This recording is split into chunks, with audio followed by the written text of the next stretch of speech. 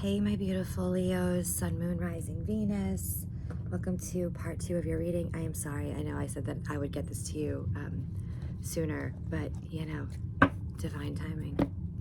Sometimes things happen, right? So this will be part 2 of the Leo solar return reading. If you are a Leo Sun, Moon, Rising, Venus, if you are interested in a Leo or in our cross-watching, welcome everybody.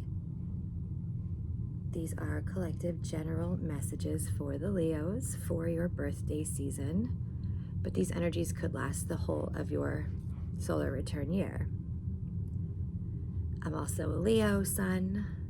My birthday is August 13th. And happy birthday to all my fellow Leo babes out there. I hope you're having an amazing summer if you're in the northern hemisphere.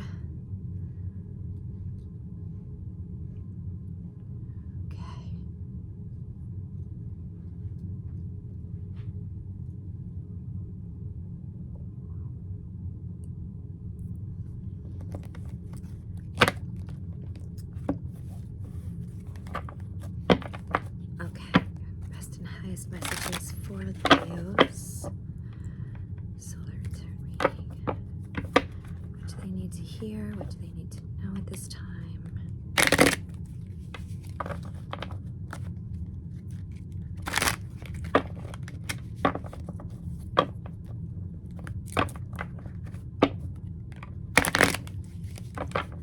Sun, Moon, Rising, Venus. Best and highest messages. Let's see, maybe you guys can see this a little bit better.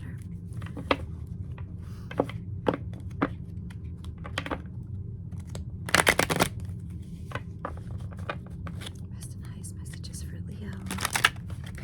Sun, Moon, Rising, Venus.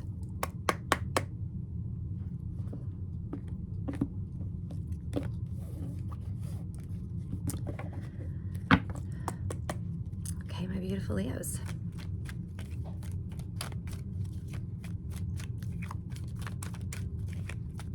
Leo's current general energy.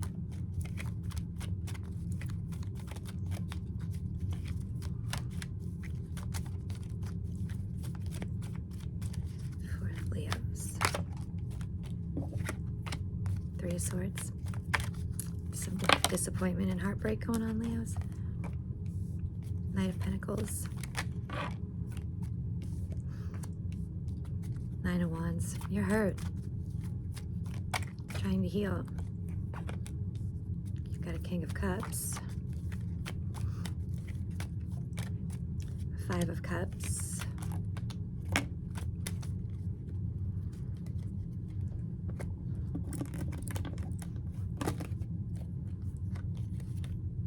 You got a Knight of Swords, a Two of Cups, Soulmate card.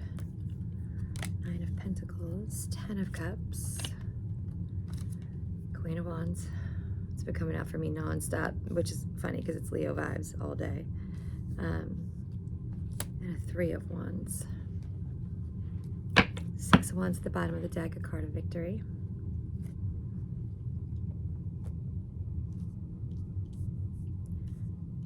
So you're healing from something that really disappointed you. Something you thought was going to be a soulmate, something you thought was going to be a forever, a Ten of Cups situation, right? Maybe a marriage, you know, or someone that you'd be living with, like, you know, something like that. It's a, you know, it was a big relationship. This wasn't something casual. It's something that you really thought was going to, you know, blossom and bloom into something very permanent. I think, you know, what I'm seeing is you're just kind of like getting into your Nine of Cups, your Nine of Pentacles vibe. Like, you know, I'm focusing on me, my wealth, what I want to draw towards me. I apologize for how bad the lighting is going to be. My camera's broken, so all of this weirdness, I'll get it fixed, I promise. You know, Nine of Pentacles is like independently wealthy, you know, woman, and she just is very well liked, and she's not showboaty. She just is naturally very just like elegant and, you know, focused on herself. And you know, you doing that is making this King of Cups feel left out in the cold, feel really disappointed in the loss here. They're really grieving you, and that energy of you focusing on yourself and healing is bringing this person or some new information, some new message, communication towards you quickly, real quick. Fastest knight in the deck is the Knight of Swords. Because they see you as the Queen of Wands, the most beautiful woman in the world. You are elegant, you are passionate, you are creative, but you're also super compassionate. You're a great, like, businesswoman, but you're also so loving and passionate and loyal and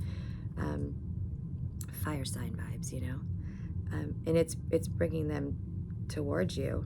They're rushing in, waiting for the time where they can get you back into their life, I'm seeing. So I don't know how this is warping into a love reading, but it's just what's coming through right now. So, we're going to vibe with it.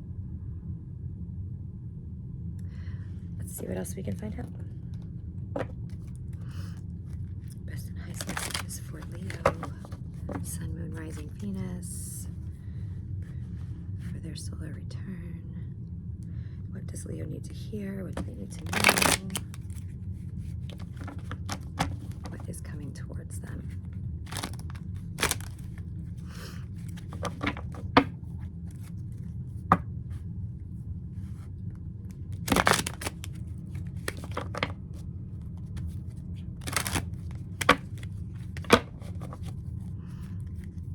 Shout out to my girl OG for this some Golden Girls deck she bought me years ago. I love it. I still use it all the time, OG. Thank you so much. I love you, girl.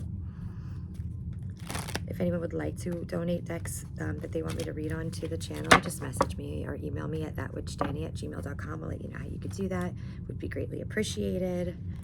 I have hundreds, but sometimes you're just really vibing on a deck you want, to use, and obviously I would be super grateful. Anything you donate, I will use in our readings. Leo, Sun, Moon, Rising, and Venus. Best and highest messages, please, Spirit. Go ahead and clarify these messages for us. Tell us what else we need to know. So, tell me about this Three of Swords. What's the Three of Swords about for the Leos? Eight of Swords. Maybe you're breaking your own heart. Tell me about the Knight of Pentacles, please. Knight of Pentacles. Why is the Knight of Pentacles here for the Leos? Why is the Knight of Pentacles here for the Leos?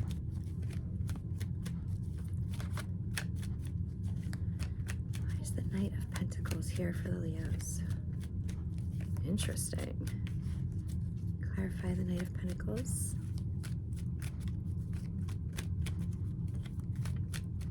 Doesn't want to. Okay.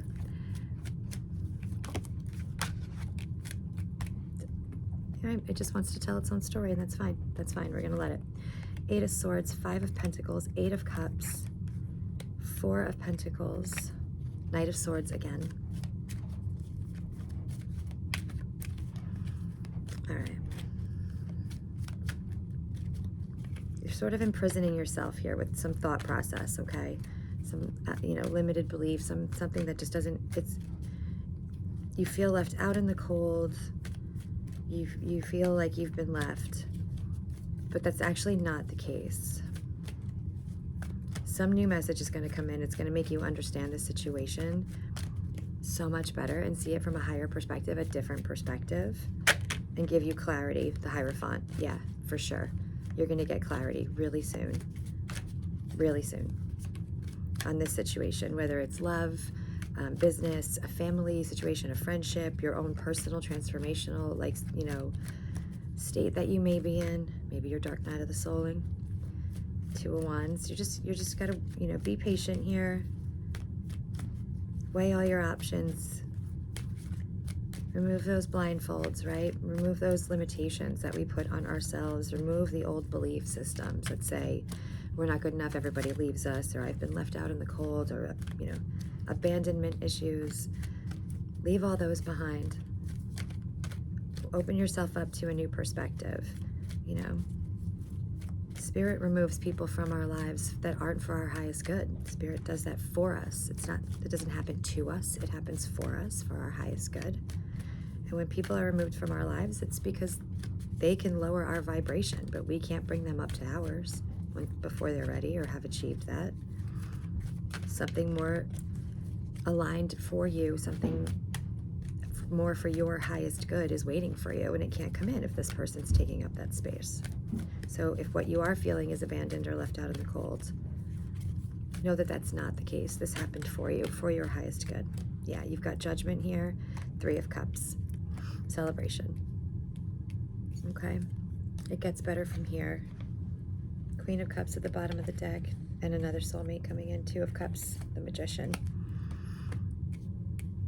What is your advice or guidance for the Leos? What's the advice and guidance for the Leos here in this situation?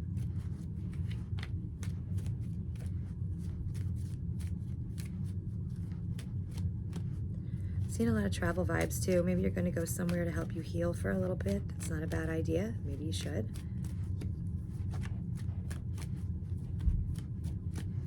Advice or guidance for the Leos, please. 5 of Swords.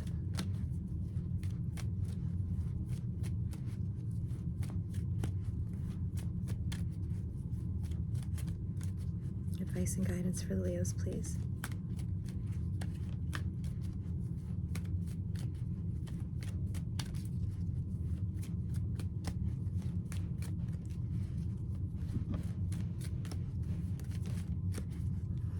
This energy is moving like this because, yeah, you're not letting it go.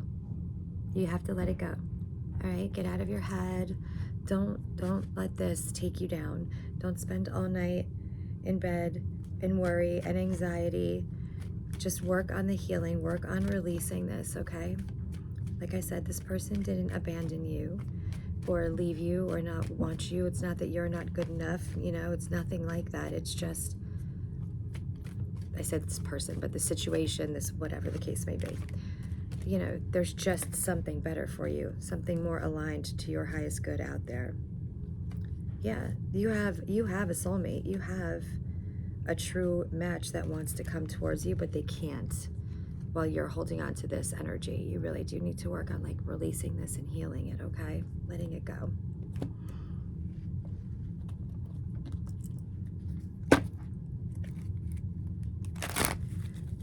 What messages do you have for the Leos, please? Best and highest messages for Leo.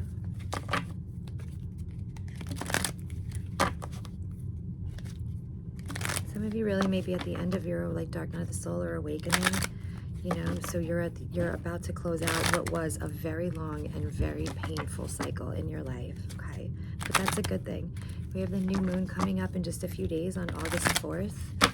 Be ready to draw in the new into your life. You have to let go of the old before you can do that. So let this go so you can draw in what wants to come towards you. Let whatever wants to go, go. Let whatever wants to come in, come in.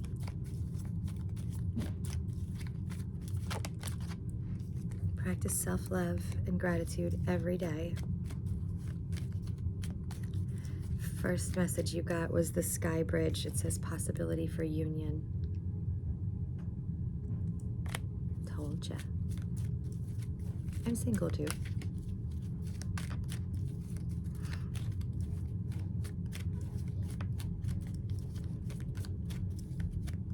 So there's a possibility of a union coming towards you. That may be like 10 of Cups vibes, you know? Maybe your happy ending. The Hierophant card is here. That's also a card of like marriage, contracts, tradition. Best and highest messages for Leo.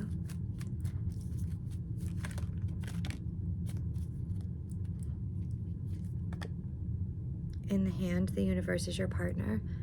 Okay, so like I said, the universe is doing these things for you, not to you. They're trying to guide you towards what's meant for you.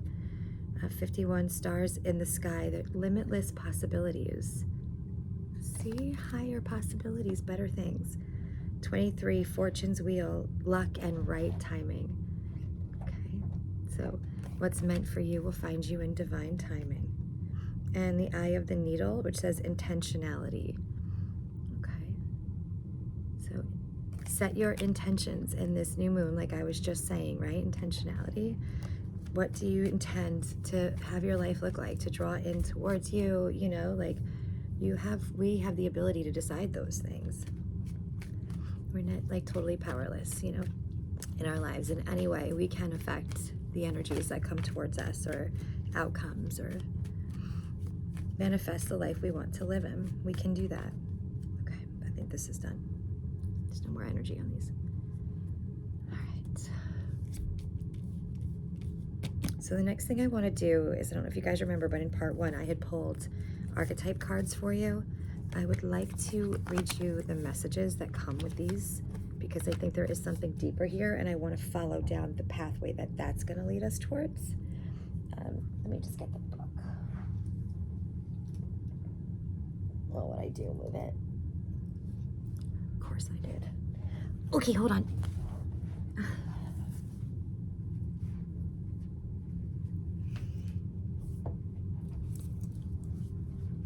Okay, my lovely Leos. Here we go.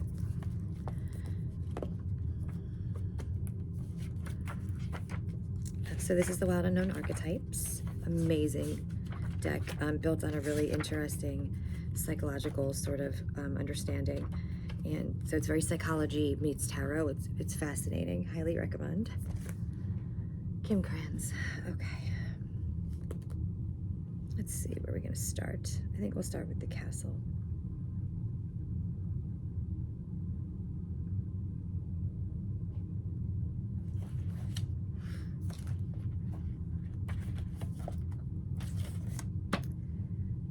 The palace, the penthouse, the fortress. It's no wonder fairy tales tell of sleeping princesses. Within castle walls, like most archetypes, the castle is loaded with duality. It represents abundant riches, seductive fantasy, ornate wonders, and lavish adornments, yet the walls are thick, cold, and shadowy. This card points to a tendency to hold on to possessions, quite possibly a literal home even, or position that project the image of achievement, while the soul longs to run barefoot in the forest, leaving it all behind. At times we must settle down, yet the castle lulls us within its spell of materialism, and we fall asleep to our deepest dreams. The castle can be a motivating force, an enchanting goal to travel toward, but it is best not to linger within its walls of decadent deception for too long.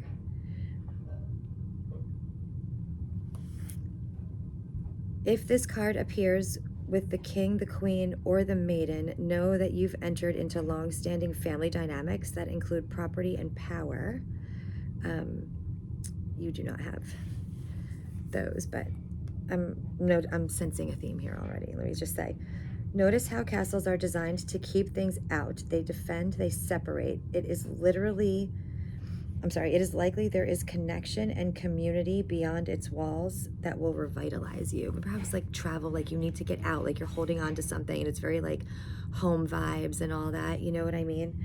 Like it's like you're holding on to this, like, I want this to be my home, like I thought this was gonna be my, forever, 10 of Cups vibe, but that's just holding you back. Release and let it go, just release and let it go. And open yourself up to new possibilities. Like I said, travel, go explore the world, go, see what else is out there for you beyond the walls of your castle, right? The confines of your castle.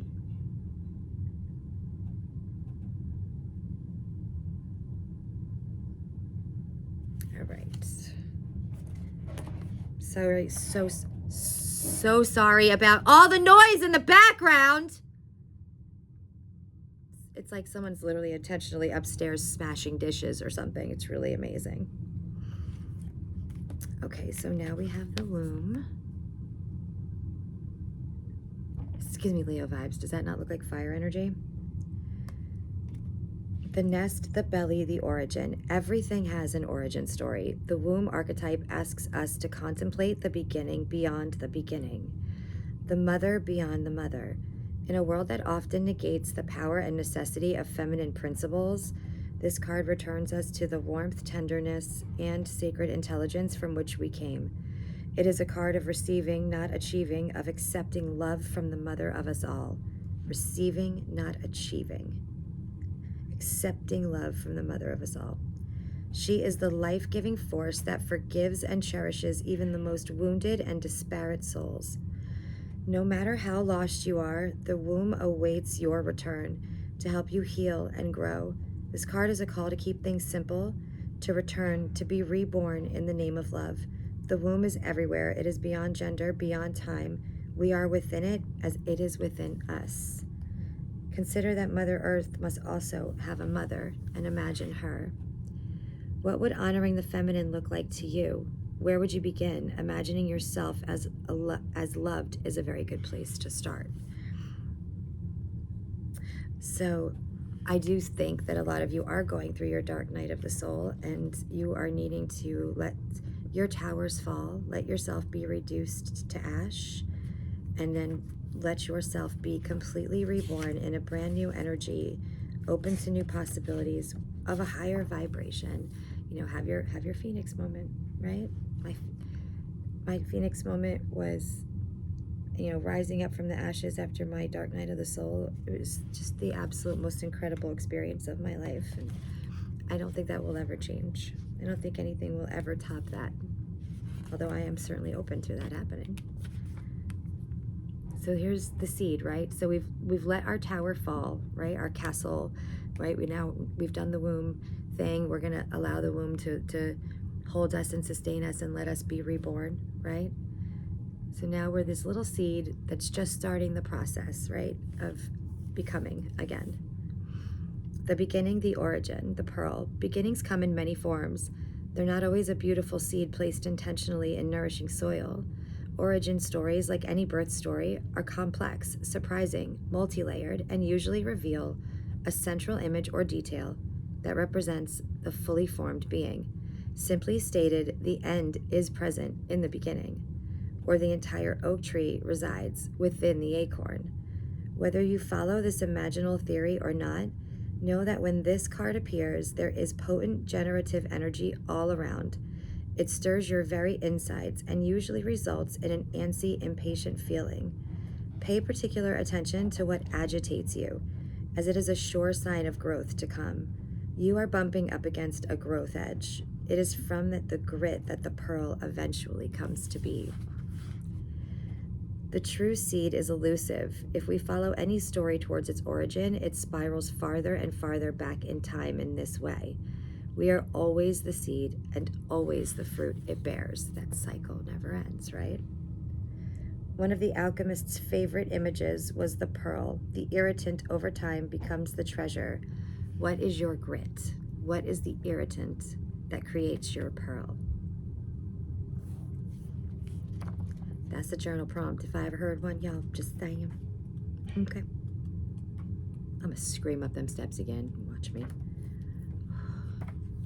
I love summertime, but like sometimes after a while, when your house is full of 15 teenagers at all times, you just want to be like, go to hell back to school. Go back to school. Okay. So I'm working on a space outside of this house, outside of the babe cave. That's what my soul needs.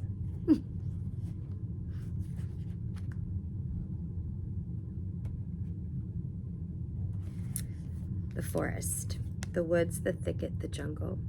Consider for a moment your earliest memory of the forest. It's likely it included all the mythic dynamics of this archetypal space. A little fear, a little enchantment, perhaps losing your way, perhaps discovering a secret, mystical treasure. Such is the magic of the forest. It requires first that you enter it, and then that you get lost within it. You may think there is a path to lead you straight through, but soon enough you'll be on what is known as the pathless path. There are tricksters here, dense foliage and entanglement, but equally present are the glimmers of fairy light and friends among the trees. You're on an adventure now, and there's no turning back. So embrace the dim light and the moving shadows, whether literal or imaginal.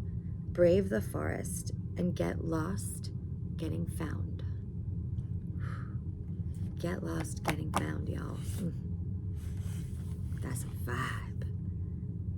Magic abounds, childlike wonder and adventure. If you get out of the forest without feeling lost, you were only in a little grove of trees. The great archetypal forest requires we spend at least one night frightened for our life. Dark night of the soul. The hunter, the maiden, the crone, and the shaman make regular appearances in the forest. Don't be surprised if these cards come up together, and let the narrative reveal itself. So you don't have that, but the maiden has popped up in a couple of your readings as like a sort of energy here. And your last is the sustainer. And I will shuffle these in again and pull them again, because the energy may have changed since I last did this reading.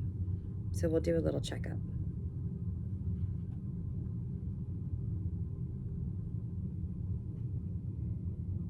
If you all have kids and they're driving you crazy this summer, let me know in the comments too. Particularly if they're older, you know. These teenagers, man. How come I can't find this card? Interesting. Like, I'm looking at the whole table of contents and I can't find it. Weird. I really can't.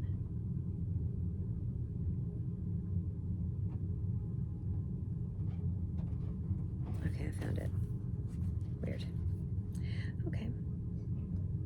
Maybe there's a sign of like a delay, or that this is the slowest moving energy that you're in.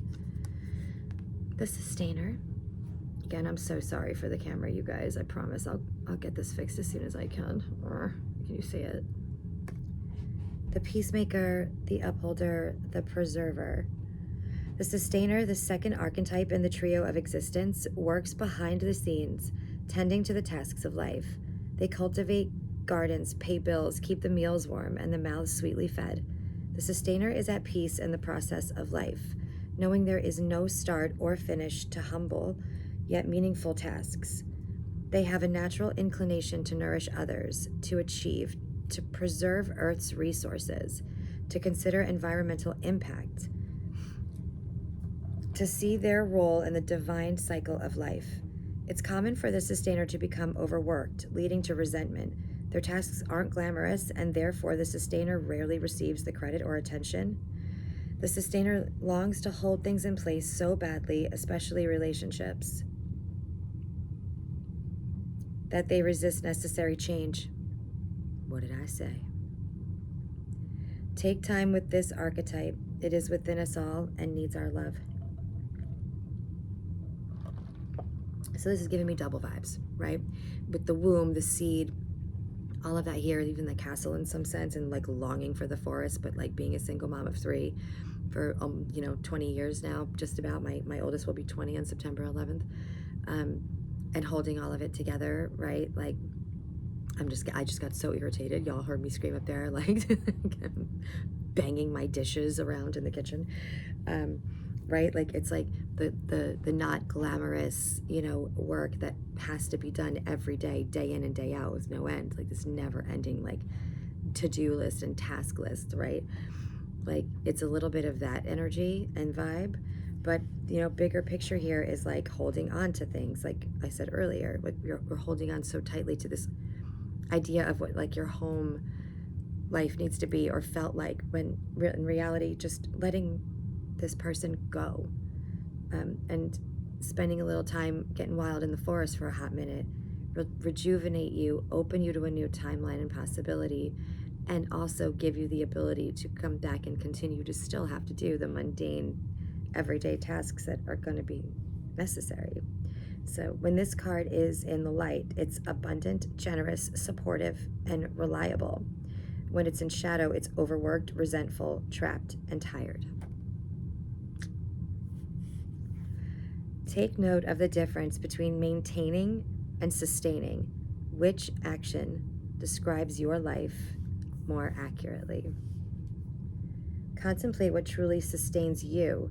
Make a list and notice how simple yet powerful those things are, and spend some time tending to them. Yeah, please do. I know I will too.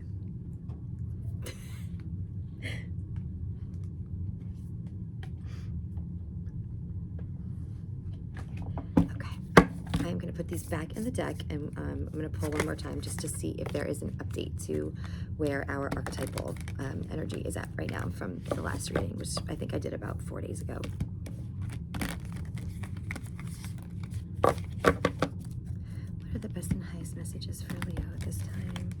What archetype is the collective Leos? Sun, Moon, Rising, Venus currently in. It's a very difficult deck to shuffle, you know, shaped like this. That's also, they're quite big and I have tiny hands. So, what is the current archetype for the Leos? Sun, Moon, Rising, Venus, solar return. Leo season.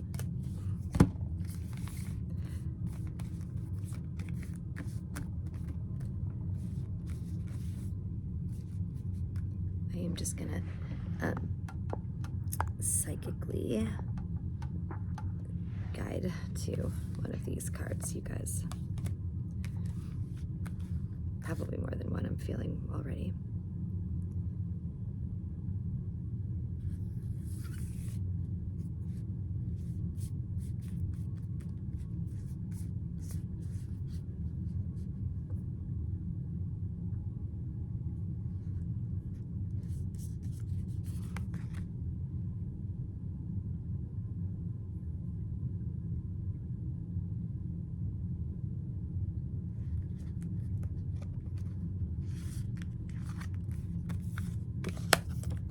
Okay.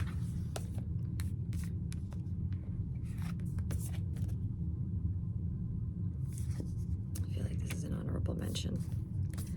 Okay.